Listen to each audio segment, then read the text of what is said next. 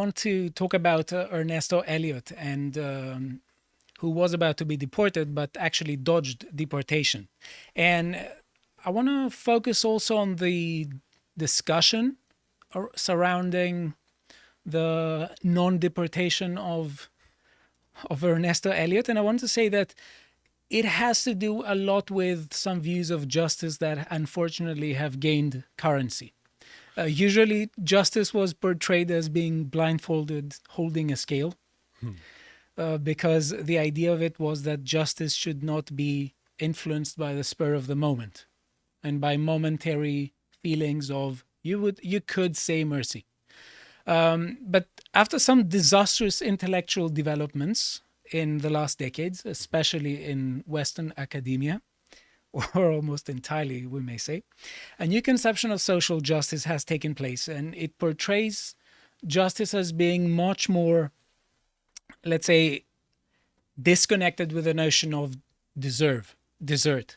So we are facing the sometimes where the notion of just deserts, and by implication the idea of justice as getting what you deserve, as being somehow outdated in Western societies. Yes. It is the exact opposite from what you showed about some minutes ago. Yeah, we're not there yet. Yeah. So if you want to find more about the person who's behind all this change, you can visit our website and check out Symposium number 3, Rawls on Justice, where Carl and myself are talking about the philosophy of John Rawls, and particularly his method and his position in the social contract tradition.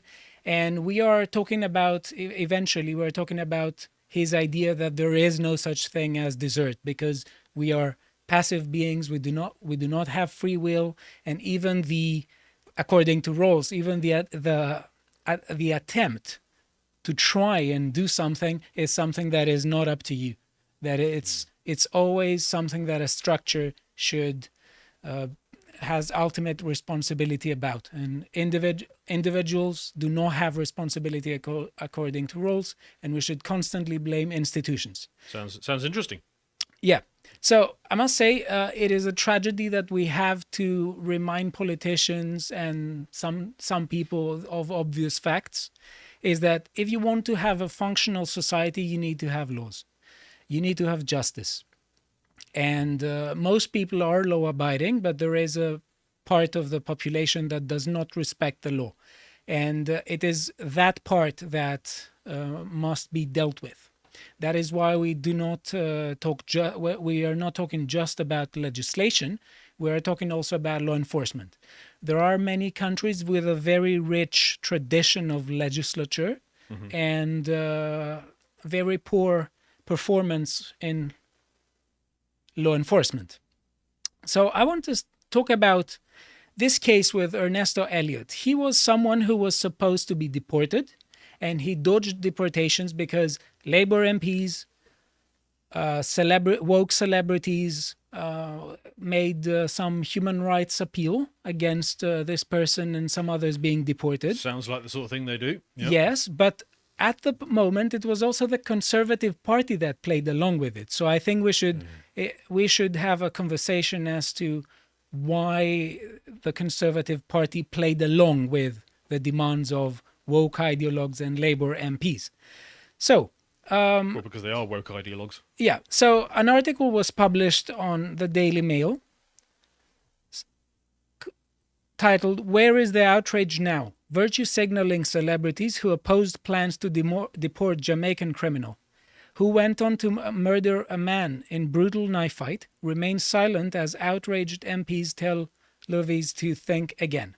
So I'm reading from the article. "A slew of celebrities who protested against the deportation of a Jamaican criminal have kept silent after it was revealed he went on to commit murder in the UK. Ernesto Elliot was due to be aboard a Home Office charter flight in December 2020, but dodged efforts to remove him thanks to last-minute human rights appeal backed by Labour MPs and a host of celebrities. But in June 2021, 6 months after he was supposed to have been removed from Britain, Elliot murdered a 35-year-old man in a horrific knife fight. Elliot was last month jailed for at least 26 years for murder. I remember this. This was before, well, not this particular case, but I remember before COVID, there was that thing where they were trying to deport people all over the place, and you would get these absolute morons who would. I remember like there was one flight where this girl stood up in the middle of the aisle and she was starting to scream something about this guy is being deported. I'm not going to sit down until he's taken off the flight. And then she was filmed and it went round on Twitter and everybody was celebrating. Oh, well done you've managed to stop a deportation. Yes. And then the Home Office started doing that. They started bringing in these flights, didn't they? And then it was over to the lawyers and the human rights lawyers. Human rights lawyers, I don't give a toss about me or you or anybody else, or the little old lady that gets bashed over the head by these criminals. It's only the criminals and that they care about. And then there was this massive thing just before COVID to basically stop anyone from ever getting deported. It's only when the camera is on, yeah, and the public eye is directed towards a particular place. That is when, as you say, human rights, people who appeal to human rights in such contexts. And these are two of the numpties that spoke out at the time, are they? Yes, and if you remember, it was a fight in North Greenwich where Ernesto Elliot and two other people, one of who was his son, they stole drugs from another person with a machete, and they were having a machete fight, and some people were videoing, and yeah. And there were many videos of it. And I must say there was a video with someone telling his wife, call the police, and she said someone else is going to do it. Anyway, back into our article. But in June 2021, 6 months after he was supposed to have been removed from Britain, Elliot murdered a 35-year-old in a horrific knife fight. Elliot was last month jailed for at least 26 years for murder. Supermodel Naomi Campbell, Line of Duty actress Thandie Newton, and soul singer Beverly Knight each spoke out against Elliot's deportation, among other criminals. But tonight, they made no comment about Elliot's subsequent conviction for murder. Historian David Olusoga also did not respond to our questions. Labour and... So was that picture above? Was that a picture of the actual knife fight? That if we can... Yes. That was the actual... Oh, and that's a machete in his hand. Yes. Ernesto Elliot is the guy on the right. Okay. And he killed the guy on the left. He slashed him.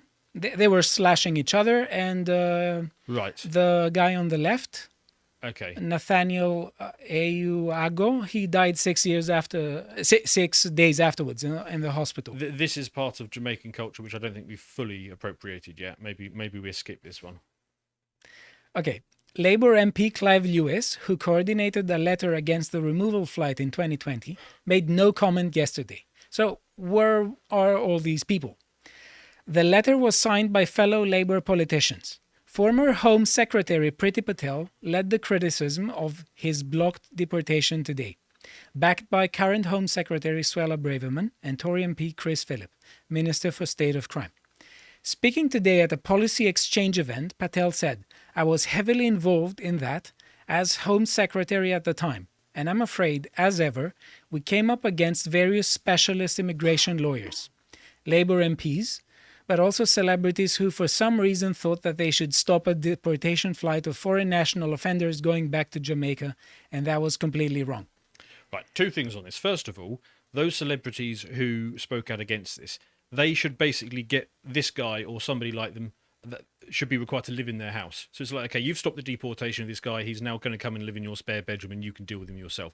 Second thing, actually, I'm going to call bullshit on that whole Tory response as well. Yep. Because, they managed to put us all under house arrest for 2 years. When they want to do something, they can do it very, very quickly. They've got a majority. They could do anything they damn well please, and they could have sorted this out as well. They're just using it as an excuse. Yes, and the question is, why do they remember this now? Why do they remember this now? And there's a question as to whether conservatives, or at least the leadership of the Conservative Party, let me put it this way, they had a compass, a political compass, or whether at one time, yeah, or whether why are they playing along with this woke nonsense? Yeah. Well, their sound bites are on brand. They're conservative. What people remember as once having been a Conservative Party, but their actions completely different. Yes, and the tweet continues by Suella Braverman. So I'm afraid it is absolutely appalling that individual who should have been on the plane basically was taken off the flight and went on to commit murder. This murderer should have been deported on a flight out of this country in 2020, but the courts blocked his removal after dozens of Labour MPs cried out it was an injustice. So much for their pledge to keep Britain's streets safe. Okay, I'm not a legal expert. There may be something that I don't get here, but I think that it was the Tory party that was in power. Locking us down and making us wear face masks wasn't legal either. They still bloody did it. They can do what they want to do when they want to do it. And Philip added, as immigration minister in December 2020, I tried to deport this dangerous criminal.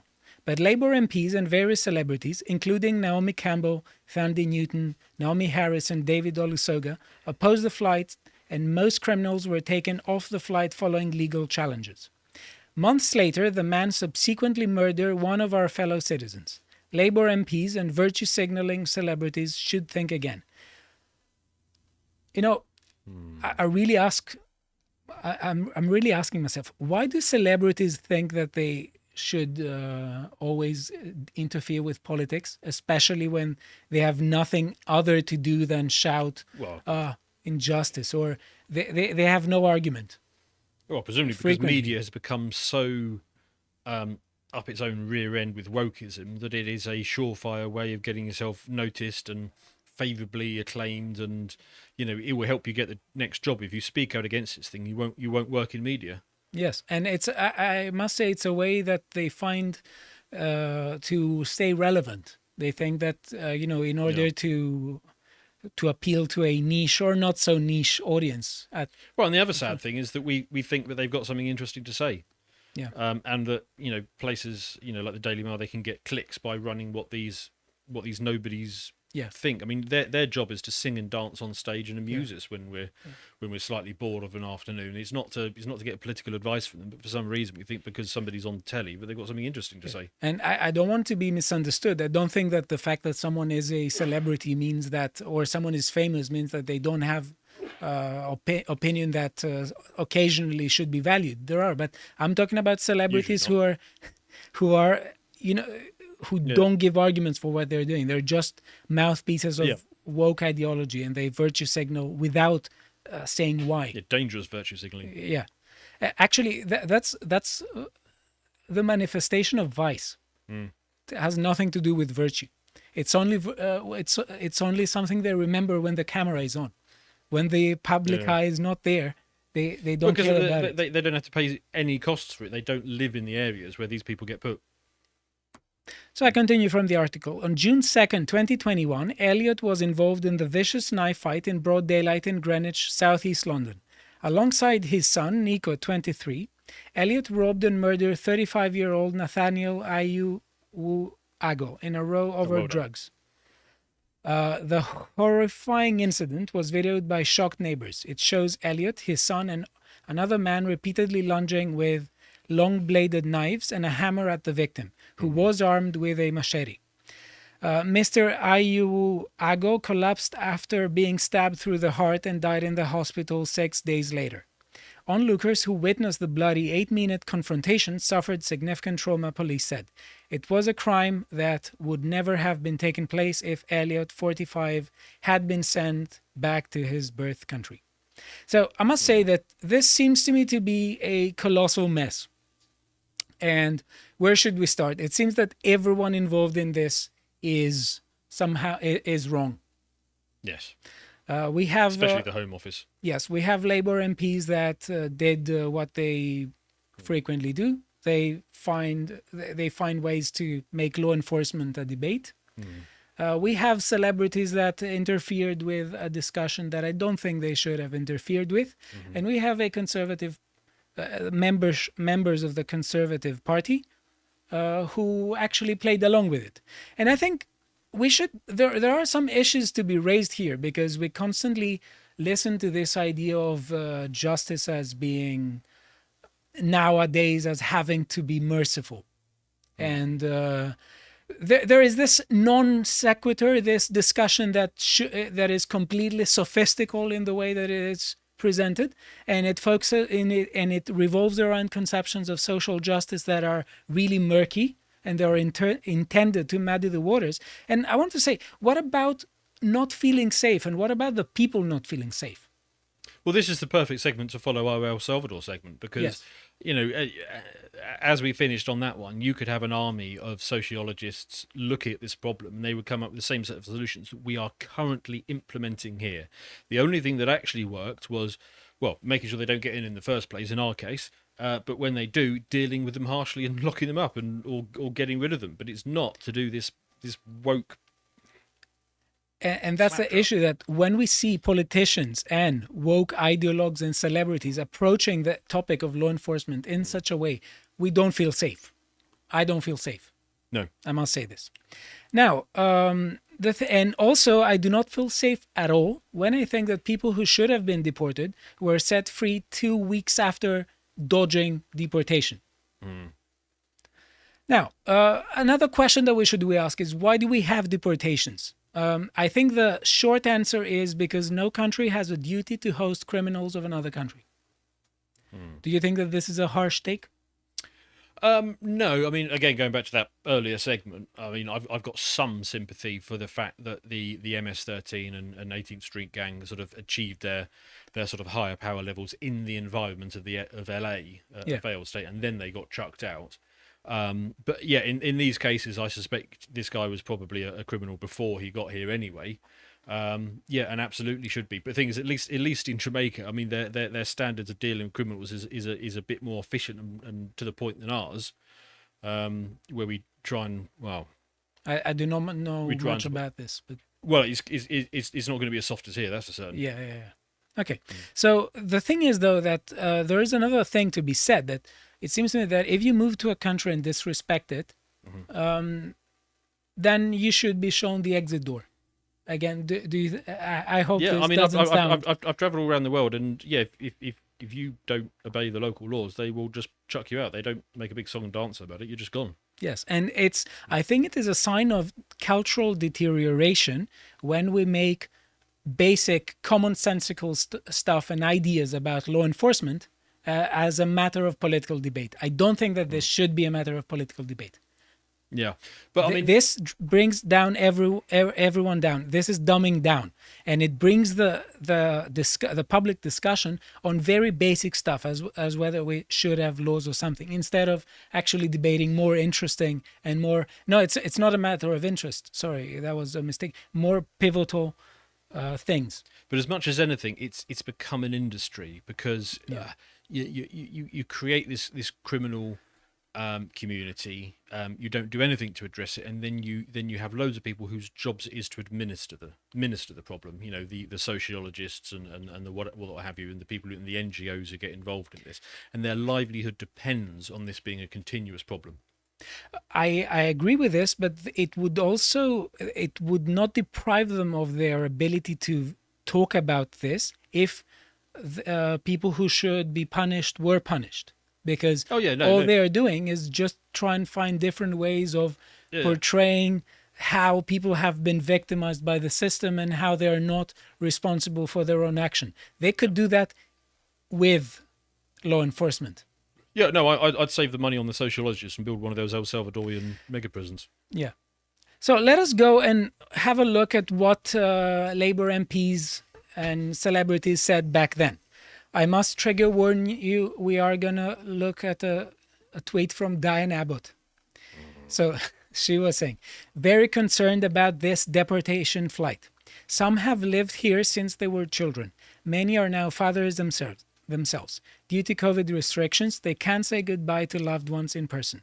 I urge UK Home Office to stop deportations until the pandemic is over. So all the harm that COVID restrictions did in destroying businesses and basically stopping people from getting cancer diagnoses and the other multitude of harms, which Diane Abbott voted for, and the only bit of that she's upset about is because a Jamaican criminal can't say goodbye to their kids. And there is an assumption here that either all of them will be deported or none of them. There is zero, and they have been talking about the possibility of a mistake. But as we said before, you cannot think that infallibility is the standard for policy, or that in order to promote a general policy that has manifestations for all citizens, you have to claim infallibility. This is just not how societies can function. Let us go to an article that was written at the time by The Guardian, and it is important to see what they wrote and how they portrayed the conversation. This is by Afua Hirsch. Okay, the Home Office, mired in racism, claims now plans another mass deportation of black people. I think that there is sometimes too much of woke ideology. Instead of looking, and common sense requires that we look at law enforcement from the perspective of individuals who engage in action, and they have rights and responsibilities. It is on the basis of those rights and responsibilities that they receive treatment. Yes. Not as where she's gone instantly for the group identification, Yes. and therefore that overrides any individual responsibility. Yes. So I think that it is another sign of cultural disintegration when we have people who are saying that we should stop thinking about how we treat people in terms of individuals. We should not stop treating persons as individual persons, but we should think of people as members of a group. Yeah. And there is nothing more to it. And this is blindingly obvious that they don't care about this. They just care about their audience. Politicians care about the votes. Yeah. Woke celebrities care about the audience, and they want to appeal to a large segment of the population as a publicity stunt. So let me read a bit the article by Afua Hirsch. Take a moment to think of the Home Office. It's a troubled place.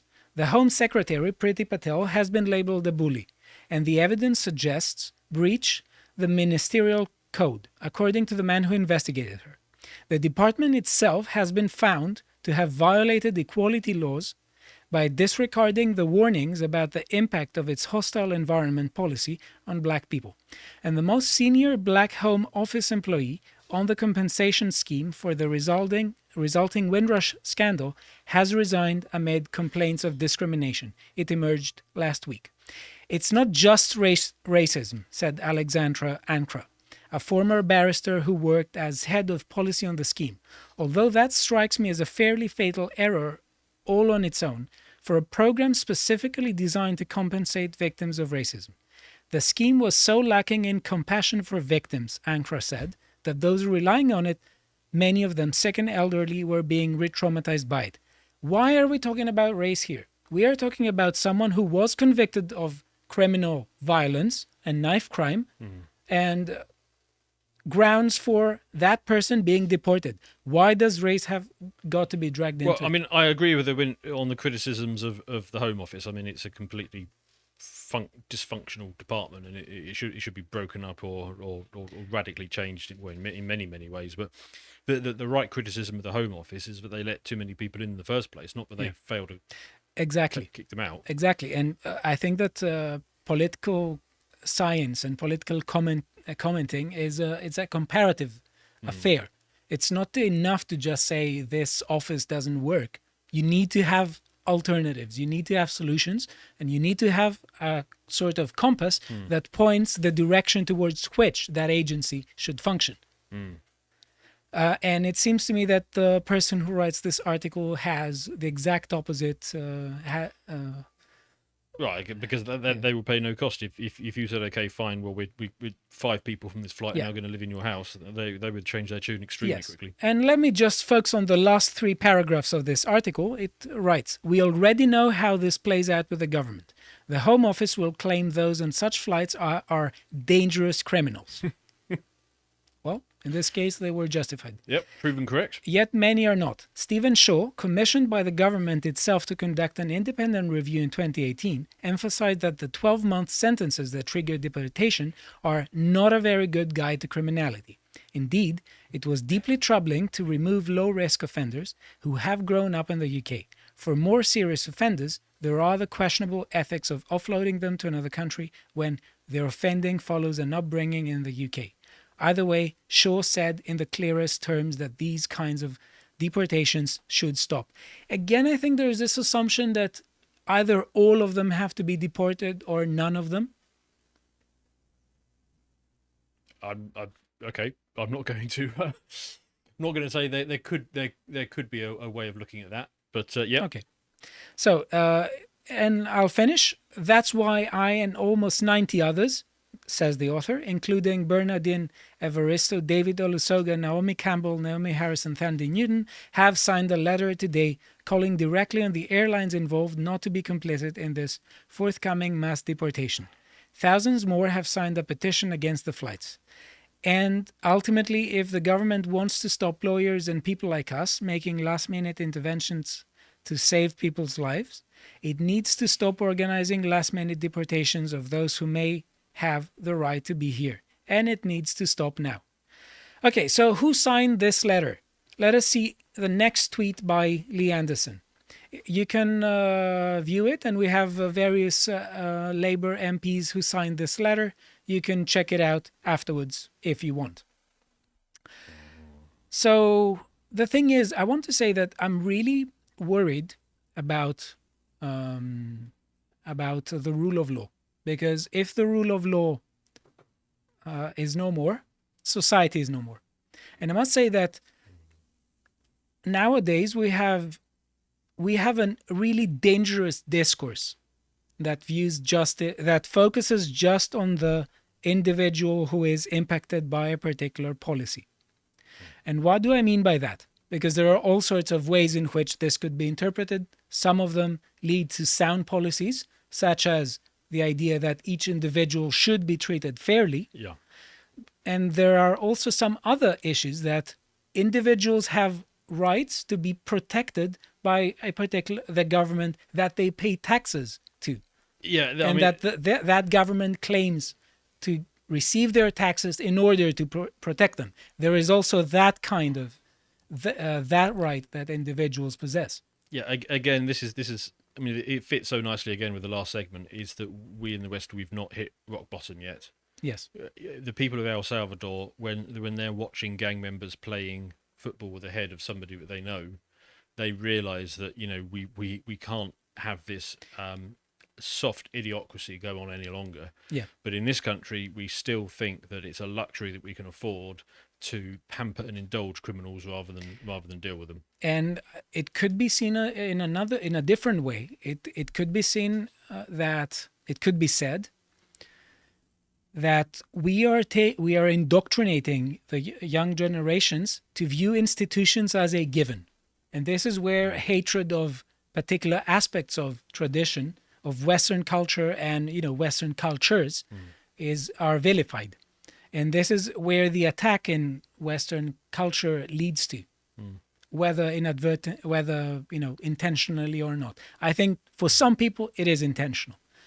For many other, they may be playing along and being mouthpieces of an ideology that they do not understand. But there's a really significant problem when we think that the institutions we have around us are to be taken as a given, because they're not to be taken as a given. And I think it was Solzhenitsyn in the Gulag Archipelago thing who was saying that one of the major problems is the mentality that people have, where they say, oh, all these evils of totalitarianism and all these images of societies disintegrating across the globe, it couldn't happen here. I think this is terribly dangerous, and unless some trends are somehow we react against to some trends. It's happened several times in my lifetime. Yes. If you go back a little bit further, it's happened in countries as close as sort of Germany or France, or it is a common occurrence that countries fall apart in this way. Yeah. So let us see now what conservatives say now. We see Chris Philip. As immigration minister in December 2020, I tried to deport this dangerous criminal. But Labour MPs and various celebrities opposed the flight, and most criminals were taken off. Again, we said this, I think. As an immigration minister, he tried to get rid of this one guy, but while he's trying to get rid of one guy, he's got another 50 boats turning up that day. Next click, please, if we can go to Lee Anderson. He says, shocking. Our government fought tooth and nail to remove this animal and a whole host of vile criminals, but the flight was stopped after a legal challenge supported by the leftist celebrity do-gooders and some of the Labour Party. Actions have consequences. Hang your heads in shame. And the next by Swella Braverman. Yeah, this murderer should have been deported on a flight out of this country in 2020, but the courts blocked his removal after... Again, we go back to this question. It was a Tory government at the moment. They're just trying to pass the buck. Yes, and I think to end this segment, I want to express a particular kind of, let's say, dissatisfaction with the leadership of conservatives who seem to me to be playing along with woke ideology. I will match your dissatisfaction and raise you utter contempt. Yeah. For these people, because they could have addressed this many years ago. They got an 80-seat majority. If they can lock us down for 2 years and put us through all sorts of hell, but they can easily make the legal necessary changes to sort this out as well. Yes. So I want to say that we are, in a sense, paying taxes to be protected by people who do not care about the law. And I think that if we are not to forget individual rights, we should also remember of the rights of citizens to be protected by people who are who manifest criminal behavior. And I want to say that I think that conservatives should question woke ideology a bit more and should be a bit more, let's say, confrontational in discussion, or at least in public discussion, and try to talk to the majority of the population and undecided voters, instead of just playing along with this horrible virtue signaling. But I'm not even sure they believe what they're saying. I think this is all pantomime. This is all theatre. They're going along with it, and they're saying the on-brand stuff, but their actions reveal that they really couldn't care less. So the thing is that if they do not believe what they're saying, what they're offering is a more slow advance of the woke agenda. Yeah, that's what the Conservatives are. It is socialism at the speed limit. If you appreciated that segment from the podcast of the Lotus Eaters, you can go to lotuseaters.com to get access to all the premium content that's on the site, such as the Contemplation series, this episode on the limitations of science. If you'd like to find out what else is being put out, you can follow on Getter at lotuseaters_com on Getter. Thank you and goodbye.